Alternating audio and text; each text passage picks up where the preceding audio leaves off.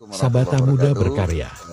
Hari ini Sabtu tanggal 9 September 2023, perjalanan dakwah ke Danau Singkarak, tepatnya di Kabupaten Tanah Datar, Batipuah Selatan, Jalan Tanjung Mutiara, Batu Bata. Kami sekarang berada di Danau Singkarak, salah satu objek wisata jadi handalan di Kabupaten Tanah Datar. Luar biasa ciptaan Allah, indahnya. Tinggal lagi kita bagaimana mensyukuri nikmat yang ada ini.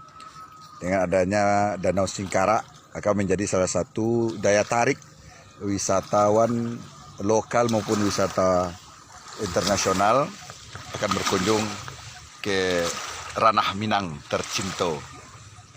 Luar biasa, Minang cantik, Minang rancak bana. Satu hari